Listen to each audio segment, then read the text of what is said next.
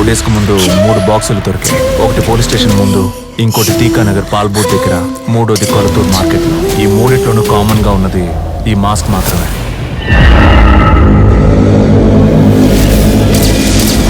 గుర్తుపట్టగలిగారు sir? Sir, ఇది అయ్యేటట్టు నాకు అనిపించట్లేదు. శివాని వెంటనే రమ్మని చెప్పండి. ఎవరు సార్ అతను? ఈయన పేరే శివ. ఎంత దారుణమైన ముఖాన్ని కూడా అలా అక్యూట్గా గీసే ఫేషియల్ రీకన్స్ట్రక్షన్ ఆర్టిస్ట్. అది మాత్రమే కాదు, సాల్వ్ చేయలేని కేసులను కూడా క్రైమ్ స్టోరీ రాసిచ్చే రైటర్. శివ రాసిచ్చే రిపోర్ట్లన్నీ నిజానికి దగ్గరగా ఉంటాయి.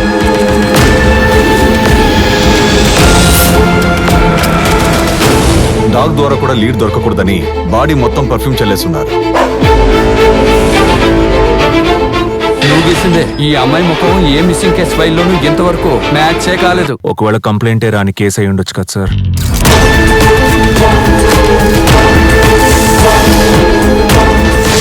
8 బాడీలు నీళ్లలోనే దొరికాయి. ఏ బాడీలోనూ ఇన్నర్ ఆర్గాన్స్ లేవు, కానీ పాతి పెట్టేటప్పుడు ఆర్గాన్స్ తోనే పాతి పెట్టారు. డెడ్ బాడీస్ ఆర్గన్స్ తో ఏం చేస్తారు?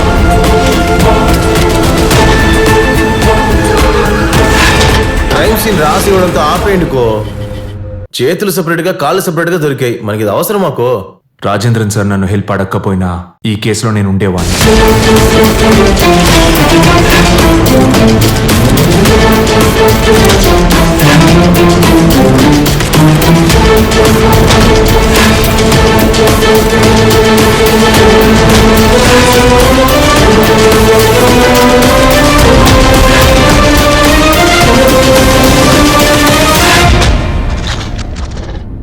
ఒకవేళ ఈ హత్య నేను చేసుంటే తప్పకుండా స్టేషన్ ముందైతే పెట్టేవాడిని కాదు.